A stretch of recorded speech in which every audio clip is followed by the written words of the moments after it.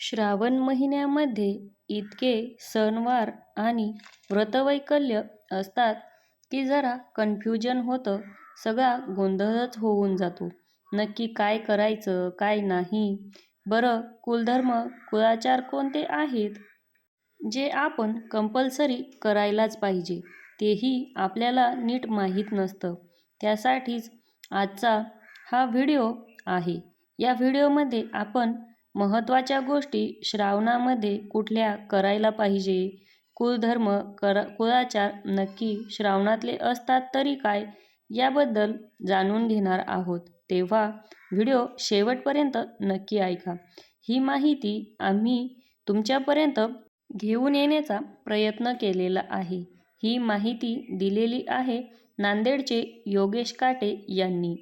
हिंदू कालगणनुसार श्रावण हा 5वा महिना आहे. या महिन्याच्या पौर्णिमेस किंवा आसपास श्रवण नक्षत्र असतं, म्हणून या महिन्याचं नाव श्रावण असं पडलेलं आहे.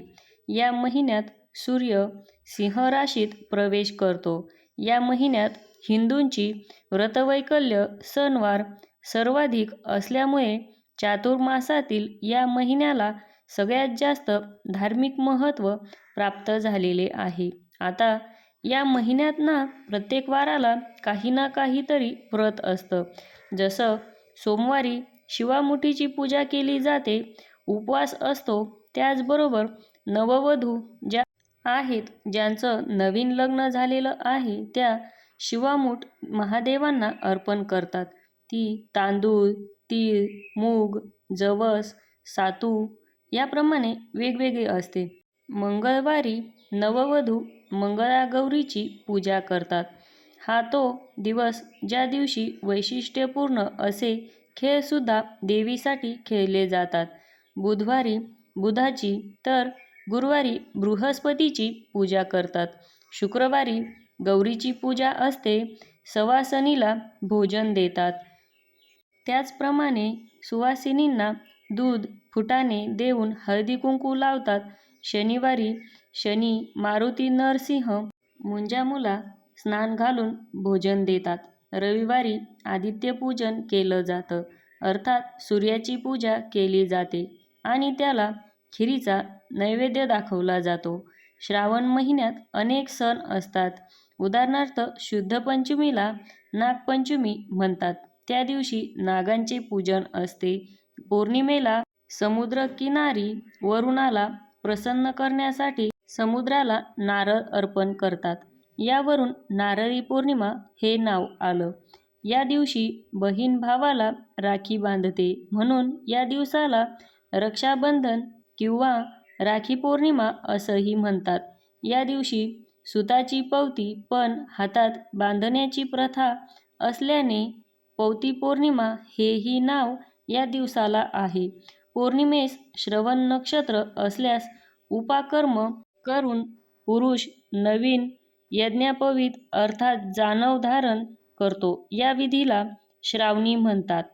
उत्तर भारतात पौर्णिमेला राधाकृष्णाला झोक्यावर बसून झोके देतात आणि त्यांची गीतंसुद्धा गायली जातात.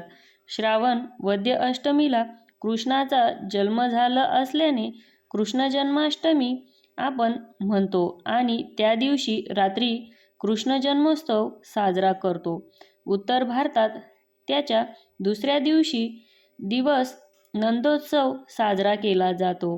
श्रावणातील अमावस्येला पिठोरी अमावस्या असे म्हणतात, कारण या दिवशी संतती प्राप्तीसाठी पिठोरीचं व्रत केलं जातं. काही भागात या दिवशी बैलपोळ्याचा सणही साजरा केला जातो. आता यंदा श्रावण सुरू झाल्याच लगेच दुसऱ्या दिवशी श्रावणी शुक्रवार आहे. मराठवाड्यात या दिवशी ज्येष्ठागौरींचं आगमन झालं असं म्हणतात आणि महाराष्ट्रात तर इतर ठिकाणी जिवतीची पूजा करतात. पण मराठवाड्यात मुखवटा बसून प्रत्येकाच्या घरच्या कुलधर्माप्रमाणे पूजा केली जाते. कोणाकडे एकाच शुक्रवारी तर कोणाकडे जेवढे शुक्रवार असतील श्रावणात येतात त्या प्रत्येक शुक्रवारी पुरणवरणाचा नैवेद्य आणि सवाशण जेवू घालतात. आता गावानुसार या पद्धतीमध्ये बदल असू शकतात. महाराष्ट्र, तेलंगण तसेच कर्नाटक राज्यात वेगवेगळ्या पद्धतीने संपत शुक्रवारचा कुळाचार केला जातो. तेलंगणात, कर्नाटकमध्ये वरदलक्ष्मी व्रत केलं जातं. श्रावणात येणाऱ्या प्रत्येक शुक्रवारी श्री महालक्ष्मीचा मुखवटा स्थापन करतात आणि कुंकुमार्चन करतात. तेलंगणा देवीस पायस तसेच कर्नाटकात हयग्रीवाचा नैवेद्य दाखवतात. सर्व सवाशिणीस हळदी-कुंकवाला बोलावतात. पूजा अगदी आपल्या इथे भाद्रपद महिन्यातील शुक्ल पक्षातील महालक्ष्मीपूजन करतो तशी असते. आपल्याकडे पश्चिम महाराष्ट्र, कोकण, विदर्भ, खानदेश, मराठवाड्यात वेगवेगळ्या पद्धतीने हा कुळाचार केला जातो. मराठवाड्यात खास करून ब्राह्मण समाजात हा कुळाचार करतात. या दिवशी खास करून स्त्रिया उपवास करतात. सकाळी देवीचा मुखवटा स्थापन करतात. तसंच आघाडा, केना, दुर्वा, दूध, साखरेचा तसंच गूळ, फुटाण्याचा नैवेद्य दाखवला जातो. पूजा होते. मग सोवळ्यात पूर्णावरणाचा स्वयंपाक होतो. संध्याकाळी महाआरती होते. सर्वाशन ब्राह्मणास जेवू घातला जातो. हा कुळाचार जेवढे श्रावणी शुक्रवार येतील तेवढ्या शुक्रवारी याच पद्धतीने केला जातो. या दिवशी विशेष म्हणजे आपली आई जगज्जननी जगदंबेस आपल्या मुलांच्या दीर्घ आयुष्यासाठी आणि कीर्तिमान आयुष्यासाठी प्रार्थनासुद्धा केली जाते.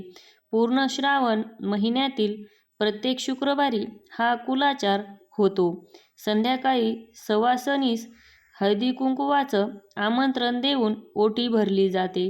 प्रत्येक शुक्रवारी नाही जमलं तर पहिल्या आणि शेवटच्या शुक्रवारी आपल्या घरी हा कुळाचार करावा. सवाशीण बोलवून घरी स्वयंपाक केल्यास मानसिक समाधान मिळते. श्रावणी शुक्रवारचा जो पूजाविधी आहे तो याप्रमाणे असतो. श्रावणातल्या शुक्रवारी कुलदेवीची, लक्ष्मीची आराधना करून सुवासिनींना भोजन, हळदी-कुंकू, फुले, सुपारीसह दक्षिणा देऊन त्यांचा सत्कार केला जातो.